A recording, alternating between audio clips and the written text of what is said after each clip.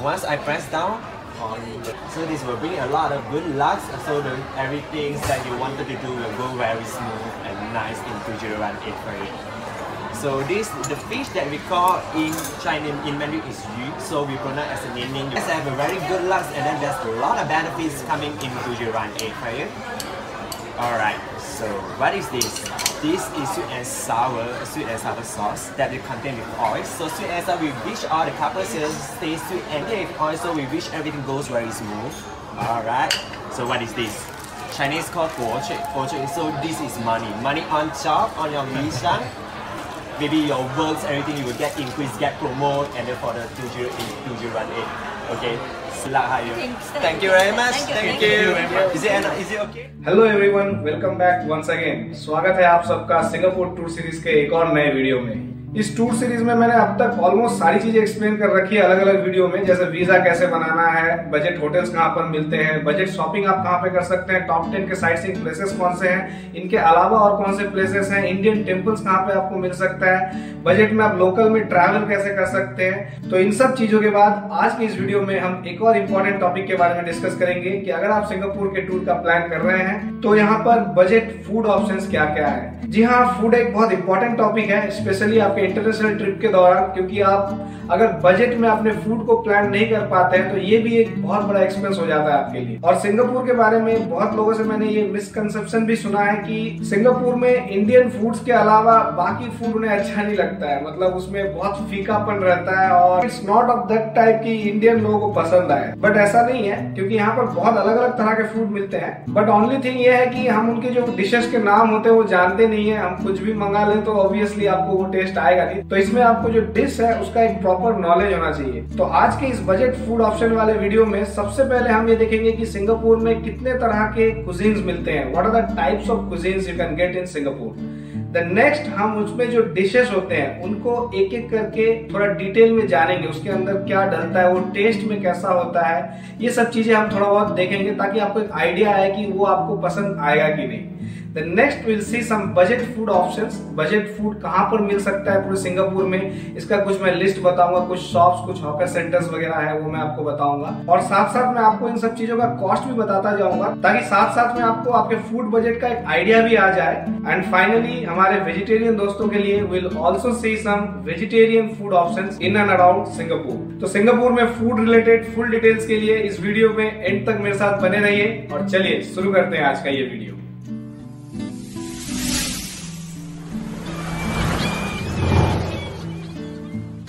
तो सबसे पहले जैसे हम जानते हैं कि सिंगापुर एक ऐसा कंट्री है जहाँ पे आपको मिक्स कल्चर देखने को मिलता है, मतलब आपको यहाँ पे हर जगह के हर कंट्री के लोग आपको देखने को मिल जाएंगे।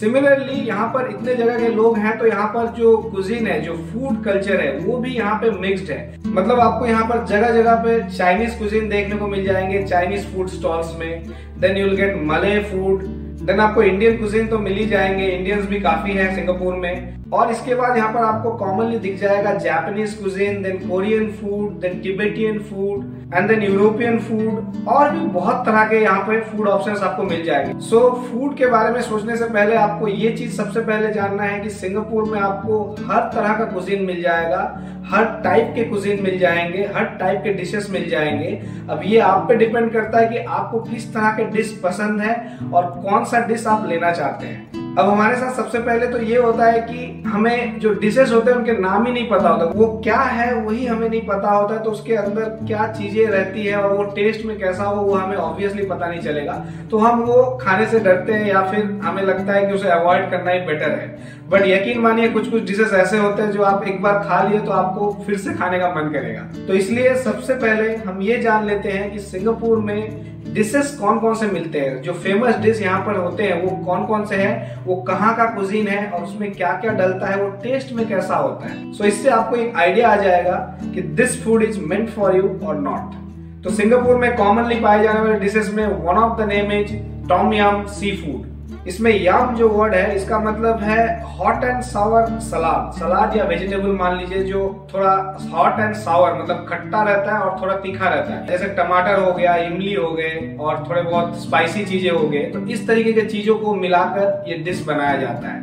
और जो टॉम होता है, टॉम का मतलब है जो पानी को बॉयल किया जाता है उसे टॉम किया जाता है। So tom yum is basically hot and sour vegetable जिसको एक गर्म पानी में उबाल के एक सूप जैसा बनाया जाता है। So this is called tom yum. आप यहाँ पर इमेज में देख सकते हैं, ये जो आपको सूप जैसा दिख रहा है, इट इज एक्चुअली लाइक रसम। आप अगर साउथ इंडियन रसम वगैरह टेस्ट किए हैं तो उसमें जो खटास होती है, जितना तीखापन होता है, लगभग उस टाइप का आपको ये टेस्ट आता है टॉम यम में। और ये टॉम यम जो सी फूड है, सी फूड का मतलब है इसमें कुछ सी फूड्स मिला दिए जाते हैं, जैसे टॉम यम प्रॉन्स हो गया, मतलब उसमें प्रॉन्स मिला दिया जाए। इसके अलावा बिना सी फूड के भी आपको टॉम यम सूप मिलता है। टॉम यम सूप में आपके वेजिटेबल्स वगैरह रहते हैं, अगर आप वेजिटेरियन ऑप्शन में जाना चाहते हैं तो। बट बेसिकली जो टॉम यम वाला डिश है, ये सी फूड के साथ ही सर्व किया जाता है और इसके साथ लोग राइस या फिर बीहून या फिर जो नूडल्स वगैरह होते हैं ये लेना पसंद करते हैं। सो इस तरीके से जो ये टॉम यम वाला कुजीन है, ये थाई कुजीन है। और आपको सिंगापुर में अगर इस तरीके का टॉम यम सूप या टॉम यम सी फूड लेना है तो आप कोई भी शॉप में जहाँ पे आपको टॉम यम वर्ड दिख जाए, टॉम यम के साथ आगे उस शॉप में कुछ भी लिखा रहा है, जैसे टॉम यम हॉट पॉट लिखा रहता है, कहीं पे टॉम यम सिर्फ लिखा रहता है, टॉम यम सूप लिखा रहेगा, कहीं पे आपको टॉम यम सी फूड लिखा रहेगा, या फिर थाई फूड लिखा रहेगा, थाई फूड कॉर्नर या थाई डिशेस ऐसा लिखा रहेगा। तो वहां आप समझ लीजिए कि आपको ये टॉम यम सूप या फिर टॉम यम सी फूड मिल सकता है। और इसका जो टेस्ट है, जैसा मैंने बताया कि हल्का फुल्का रसम जैसा आपको लगेगा। और इसमें आप सी फूड में अलग अलग ऑप्शंस मिलते हैं, बहुत जगह प्रॉन्स रहता है, बहुत जगह फिशेस रहते हैं। और इसका जो अप्रोक्सीमेट कॉस्ट होता है $2 से $3 होता है। 2 से 3 सिंगापुरियन डॉलर जो होता है लगभग 180 रुपए के आसपास मान के चलिए, $3 मतलब। और साथ में आप राइस वगैरह कुछ और लेते हैं तो और $1 एक्स्ट्रा मान के चलिए, तो अप्रोक्सीमेटली $3 में आपको ये चीज मिल जाएगा। सो इस पर्टिकुलर बजट में आप सिंगापुर में ये Tom yum sea food taste कर सकते हैं। नेक्स्ट, सिंगापुर में कॉमनली पाए जाने वाले डिशेस में one of the famous dish जिसे यहाँ के लोग बहुत ज्यादा पसंद करते हैं वो है लक्सा। ये एक मलेशियन डिश है और इसमें बेसिकली आपको एक स्पाइसी सूप को कोकोनट मिल्क और कोकोनट के साथ पकाकर दिया जाता है और उसमें अलग अलग तरह के नूडल्स ऐड किए जाते हैं। बेसिकली फ्लैट राइस नूडल्स जो होते हैं उसे ऐड किया जाता है और ऊपर से इसमें टॉपिंग के रूप में दिया जाता है मीट या फिर फिश, या फिर आप वेजिटेरियन ऑप्शन में जाना चाहते हैं तो सोया चंक्स के जो ऑप्शन होते हैं वो भी आपको इसमें ऐड किया जाता है और साथ में थोड़े बहुत वेजिटेबल्स और हर्ब्स भी मिलाए जाते हैं। सो दिस इज बेसिकली लक्सा और ये भी काफी स्पाइसी होता है। तो आप इस तरीके से लक्सा मस्ट ट्राई कीजिए अगर आप सिंगापुर के टूर पर हैं तो। अब हमारे लिस्ट में नेक्स्ट डिश है मला हॉट पॉट। मला hot pot is a Chinese dish. इसमें काफी तरह के वेजिटेबल्स ऐड किए जाते हैं, जिसमें कुछ चाइनीज ओरिजिन के वेजिटेबल्स भी होते हैं और कुछ कॉमनली पाए जाने वाले वेजिटेबल्स भी होते हैं। देन इसमें आपको लोटस रूट और इस तरह के अलग अलग वेजिटेबल्स ऐड किए जाते हैं with different types of meat and fish. So ये सारी चीजें ऐड करके आपका एक मला हॉट पॉट बनाया जाता है, मतलब एक bowl of vegetables and meat बनाया जाता है जिसे एक स्पेशल स्पाइस के साथ प्रिपेयर किया जाता है जो काफी स्पाइसी होता है। इसे नम्बिंग स्पाइसी कहते हैं, मतलब ये आपके मुंह को नम कर देगा, मतलब सुन कर देगा, इस टाइप का स्पाइसी होता है। नेक्स्ट, अगर आपको सिंगापुर में इंडियन फूड के अलावा कोई और कुजीन में नॉर्मल जैसे हम दाल चावल खाते हैं, राजमा चावल खाते हैं, कड़ी चावल खाते हैं, इस टाइप का अगर आपको चावल टेस्ट करना है विथ सर्टेन साइड डिश तो आप यहाँ पर ले सकते हैं one of the famous dish which is known as nasi lemak. नसी लेमाक एक मलेशियन कुजीन है और इसे नेशनल डिश ऑफ मलेशिया भी कहा जाता है। सो इसमें बेसिकली चावल के साथ आपको मूंगफली, जो फ्राइड मूंगफली होते हैं वो दिए जाते हैं, साथ में अंडा, बॉयल अंडा, और साथ में आपको खीरे का सलाद दिया जाता है, 1-2 पीस ककड़ी वगैरह दिए जाते हैं और इनका जो ये सिग्नेचर हॉट चिली सॉस है ये सॉस दिया जाता है साथ में। सो ये इस पर्टिकुलर फूड का ओरिएंटेशन होता है। उनके स्टॉल में और भी बहुत सारे सब्जियां रहते हैं तो आप 1-2 और एक्स्ट्रा वेजीज ऐड कर सकते हैं, थोड़े बहुत मीट वगैरह ऐड कर सकते हैं, चिकन वगैरह आपने ले लिया तो इस तरीके से आपका ये प्रॉपर मील बन जाता है। मलेशियन कुजीन के स्टाइल में आपको एक मील मिल जाएगा जो लगभग हम इंडिया में जैसे दाल चावल सब्जी और एक अचार और एक पापड़ के साथ जैसे खाना खाते हैं उस टाइप का आपको ये फील देगा। जो आपको एक कटोरा चावल दिख रहा है वो 50 सेंट्स के आसपास होता है और उसके साथ जो आप वेजीज वगैरह लेते हैं उसमें अलग अलग जगह अलग अलग रेट होता है। जैसे कुछ फूड कॉर्नर्स में अगर आप जाते हैं तो 3 वेजीज फॉर $1 बोलते हैं, या फिर कहीं कहीं पे थोड़ा ज्यादा क्वांटिटी में वेजीज दिया जाता है, 3 वेजीज फॉर $2 बोला जाता है। और साथ में जो ये पीनट और बाकी चीजें देते हैं उसका एक 50 सेंट लिया जाएगा, मतलब $2.5 से $3, ज्यादा से ज्यादा $4 में आप आराम से नसी लेमाक ये जो डिश है इसको आप टेस्ट कर सकते हैं। ओके, तो अभी तक जो मैंने आपको डिशेस बताए जैसे लक्सा हो गया, टॉम यम सूप वगैरह हो गया या फिर नसी लेमाक हो गया, ये सब तो काफी स्पाइसी ऑप्शंस है जिसमें आपको नॉर्मली अच्छा स्वाद आएगा। बट इसके अलावा अगर आप थोड़ा और हेल्दियर वर्जन में जाना चाहते हैं तो उस तरह के फूड भी अवेलेबल है सिंगापुर में। तो इसके लिए आप ले सकते हैं बैन मियान या फिर ला मियान। तो ये एक्चुअली बेसिकली एक चाइनीज कुजीन है जिसमें मियान का मतलब होता है नूडल्स। तो ये जो बैन मियान होता है इसमें आपको जो फ्लैट नूडल्स होते हैं इसे एक चाइनीज सूप के साथ दिया जाता है। थोड़ा बहुत उसमें स्पाइसेस रहते हैं, अदरवाइज ये थोड़ा आपको फीका लगेगा। और साथ में जो ला मियान होता है, ला मियान में तो आपको मतलब जो वेजिटेबल्स और जो बाकी चीजें होती है उसको ब्रॉथ के साथ दिया जाता है, मतलब जो सब्जी मीट वगैरह जो उबाला जाता है उसका जो पानी होता है उसे ब्रॉथ कहा जाता है। उसमें हल्का सा नमक रहता है, दैट्स इट। उसके अलावा आपको बहुत ज्यादा मसाले इसमें नहीं रहेगा। तो आपको कहीं पे भी इस तरह से मियान वाला वर्ड दिख जाए, सियाओ मियान या फिर ला मियान इस टाइप से दिख जाए तो दैट मीन्स आपको यहाँ पर नूडल्स का वैरायटी मिलने वाला है जो आपको किसी ना किसी सूप में डुबाकर आपको एक सूपी नूडल्स के रूप में आपके सामने पेश किया जाएगा। और इससे भी और हेल्दी चीजें आपको खानी है तो चाइनीज कुजीन के अंदर और भी काफी सारे इस टाइप के ऑप्शंस मिलते हैं। जैसे आप यहाँ पर देख सकते हैं, यहाँ कोई नूडल्स नहीं है, ये स्पिनच सूप है। स्पिनच और इसके साथ काफी सारे वेजिटेबल्स वगैरह डाल के ब्रॉथ में इसको उबाल के आपको दे दिया जाता है। मुझे इस टाइप के नए नए डिशेस ट्राई करना काफी पसंद है, तो इसलिए मैंने ऑलमोस्ट हर तरह की चीजें सिंगापुर में ट्राई कर रखी है, चाहे वो एकदम फीका हो या फिर काफी ज्यादा स्पाइसी हो।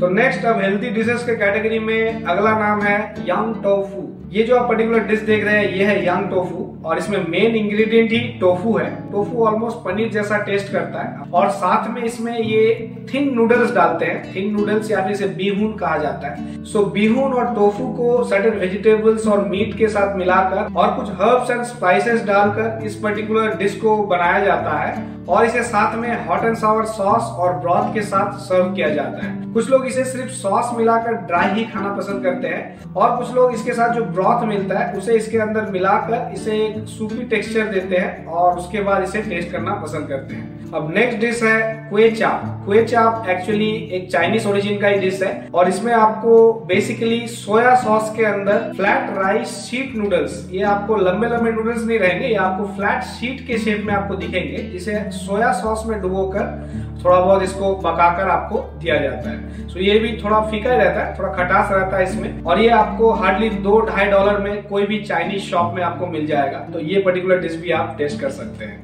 इसके बाद अगर आपको सूपी नूडल्स के अलावा कुछ ड्राई टाइप का नूडल्स टेस्ट करना है, इसके लिए आप ले सकते हैं चार क्वे टियो। चार क्वे टियो एक तरह से फ्लैट राइस नूडल्स है जिसे कोई सूप में डुबाकर सूपी नूडल्स नहीं बनाया जाता है, इसे स्टर फ्राई किया जाता है और साथ में इसे आपको कुछ सॉस के साथ मीट एंड वेजीज के साथ आपको सर्व किया जाता है। तो इस तरीके से अगर आपको सूपी नूडल्स ना खाकर कोई ड्राइड वर्जन ऑफ नूडल खाना है जो बहुत ज्यादा फीका भी ना हो, बहुत ज्यादा तीखा भी ना हो, तो आप ये चार क्वे टियो ट्राई कर सकते हैं। ये आपको किसी भी चाइनीज फूड स्टॉल में मिल जाएगा।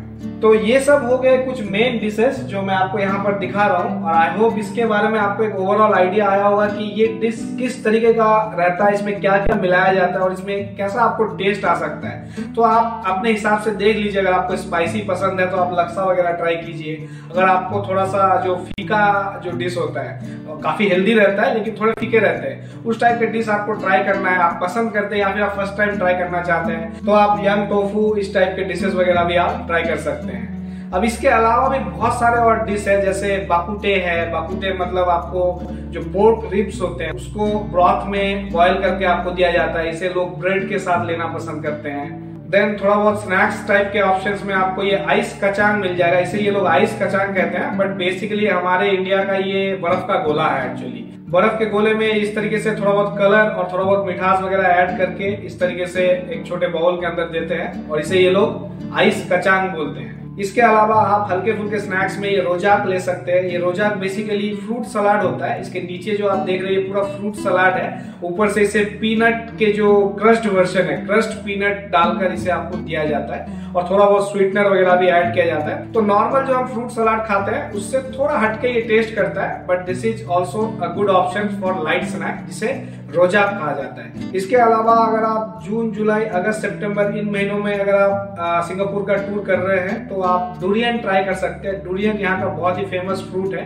तो ये एक्चुअली कटहल जैसा आपको दिखता है, इसके अंदर जो फल निकलते हैं वो भी लगभग कटहल जैसे होते हैं, लेकिन टेस्ट में थोड़ा अलग रहता है और ये काफी फ्रेगनेंस फैलाते हैं, मतलब ये काफी खुशबू फैलाते हैं। इसलिए ये डुरियन जो है मेट्रो में जो MRT वगैरह होता है सिंगापुर में, वहां पे भी ये डुरियन अलाउड नहीं होता है, कैरी करना अलाउड नहीं है।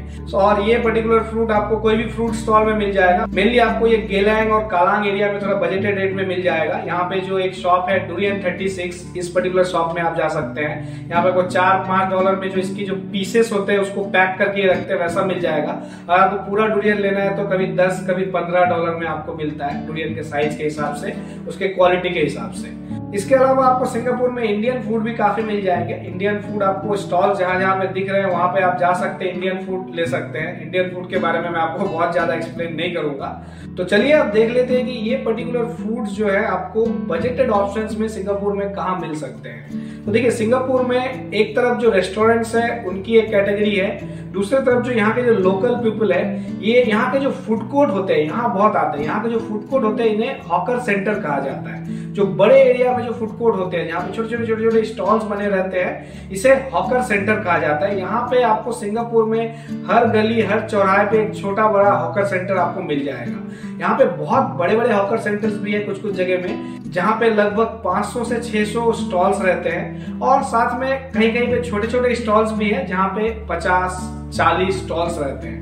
तो ये जो छोटे वाले हॉकर सेंटर्स होते हैं ये तो आपको हर जगह मिल जाएंगे। इसे कहीं पर कोपीटियम बोला जाता है, कैफेटेरिया बोला जाता है, या फूड कोर्ट बोला जाता है। सो इस तरीके से इन प्लेसेस में आपको अच्छे फूड बजटेड ऑप्शंस में वैरायटी में आपको मिल जाएंगे। तो सिंगापुर में जो बजटेड फूड सेंटर्स या हॉकर सेंटर्स या फिर फूड कोर्ट्स है, उनमें सबसे पहला नाम है Newton food centre. Newton food centre तक आने के लिए जो नियरेस्ट MRT है वो है न्यूटन MRT, और न्यूटन MRT से जस्ट बाहर निकलते ही 100 मीटर के वॉकेबल डिस्टेंस पे ही है ये फूड सेंटर। यहाँ पर अगर आप जाते हैं तो आपको लगभग 400 से 500 फूड स्टॉल्स मिलेंगे, छोटे छोटे फूड स्टॉल्स, जिसमें को चाइनीज, मले, जापानीज, इंडियन, हर तरह के कुजीन मिल जाएंगे।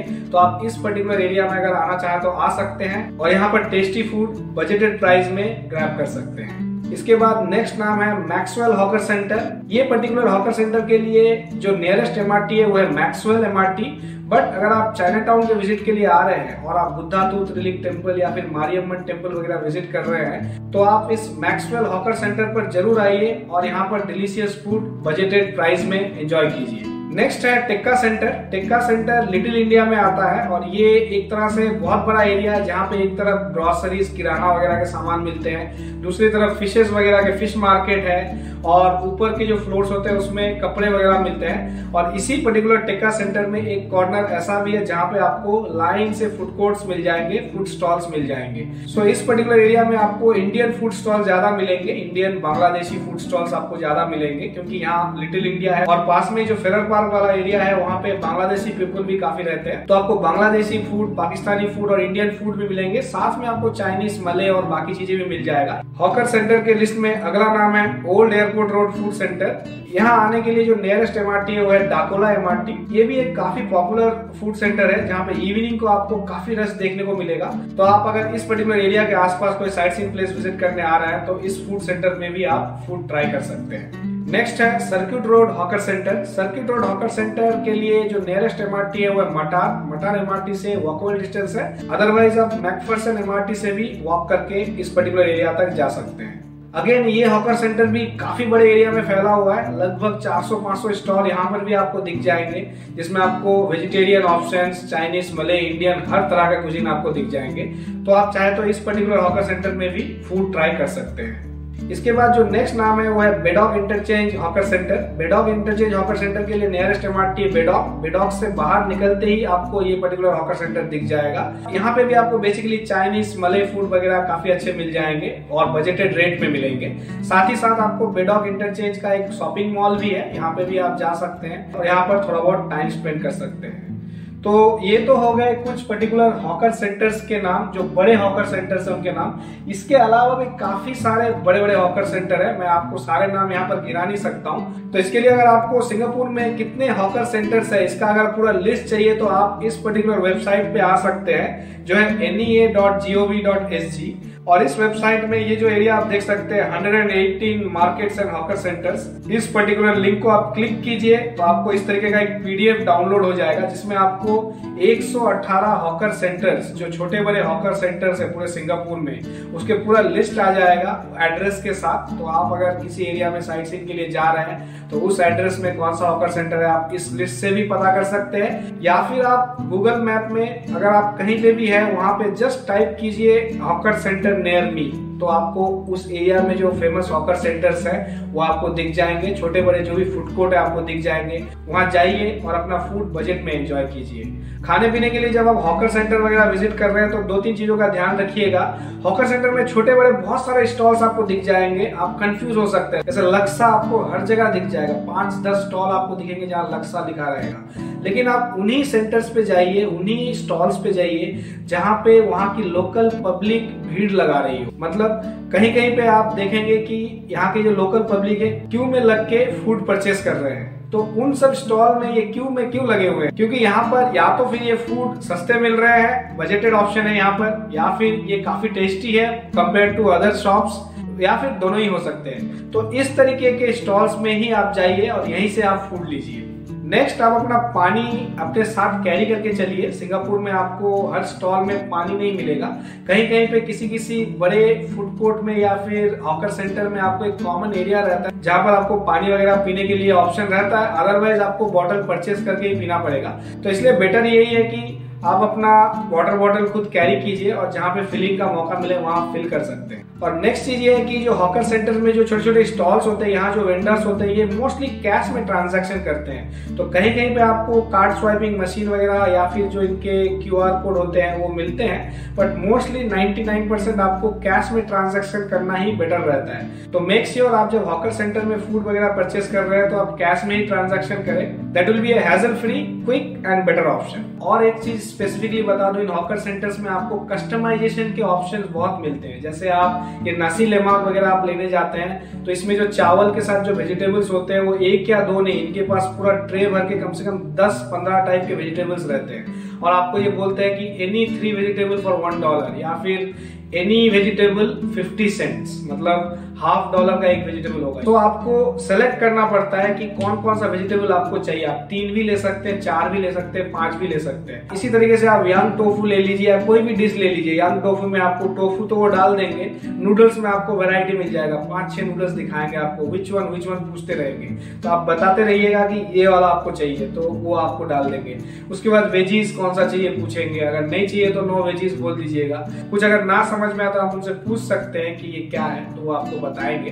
तो इस तरीके से आपको वेजीज लेना पड़ता है। तो हर जगह में आपको कस्टमाइजेशन मिलेगा, आपको अपना फूड कस्टमाइज करके लेना पड़ता है। जैसे हम सबवे वगैरह में अपना बर्गर कस्टमाइज करते हैं, वैसे यहाँ पे छोटे छोटे स्टॉल में आपको अपना फूड आप कस्टमाइज कर सकते हैं। अब देख लेते हैं जो प्योर वेजिटेरियन है उनके लिए क्या ऑप्शन है सिंगापुर में। तो देखिए, जो ये हॉकर सेंटर्स है यहाँ पे भी आपको वेजिटेरियन नाम से आपको स्टॉल्स दिख जाएंगे, या फिर आप कहीं पे पूछ लीजिए, किसी भी स्टॉल में आप पूछ लीजिए कि where I can get vegetarian stall कहाँ पर है यहाँ पर। या फिर कोई पब्लिक से भी आप पूछ लीजिए आई वांट वेजिटेरियन फूड कहाँ पर है, क्योंकि 500-600 स्टॉल रहते हैं, आपको पता नहीं रहेगा कहाँ पे। आप पूरे एरिया ढूंढते फिरेंगे तो आपको आराम से आधा 1 घंटा लग जाएगा। तो आप किसी से पूछ लीजिए, वो आपको बोल देंगे कि नेक्स्ट रो में आपको लास्ट में मिल जाएगा या इधर मिल जाएगा, क्योंकि बहुत कम रहते हैं ये वेजिटेरियन स्टॉल्स। तो यहाँ आप जा सकते हैं। आपको ये इंडियन भी हो सकता है, चाइनीज ओरिजिन के भी होते हैं, मलय ओरिजिन के भी होते हैं। तो यहाँ उनके कंट्री का जो डिश है उसी का वेजिटेरियन वर्जन मिल जाता है। किसी किसी वेजिटेरियन स्टॉल में आप देखेंगे कि आगे चिकन लेग पीस वगैरह लगे हुए दिख रहे हैं आपको, फिशेस वगैरह आपको दिख रहे होंगे, फिश के जो पीस होते हैं वो आपको फ्राई किया हुआ दिख रहा होगा। तो वहां आप कंफ्यूज मत होइए, अगर वेजिटेरियन लिखा हुआ है और इस टाइप की चीजें आपको दिख रही है तो वो एक्चुअल फिश नहीं होते हैं, वो सोया चंक्स का जो स्क्रम्बल वर्जन होता है उससे एक फिश का एक मिमिक वर्जन बनाते हैं। मतलब फिश जैसा दिखने वाला एक वेजिटेरियन चीज बनाते हैं जो आपको फिश जैसा दिखता है, बट वहां पे सारी चीजें आपको वेजिटेरियन मिलेगी अगर उस शॉप में वेजिटेरियन शॉप लिखा हुआ है तो। और अगर आप सिंगापुर के टूर के दौरान लिटिल इंडिया में घूम रहे हैं तो हम मेरे वेजिटेरियन दोस्तों को कोई चिंता करने की जरूरत ही नहीं है। यहाँ पे आपको लाइन से वेजिटेरियन फूड स्टॉल्स, रेस्टोरेंट्स मिल जाएंगे।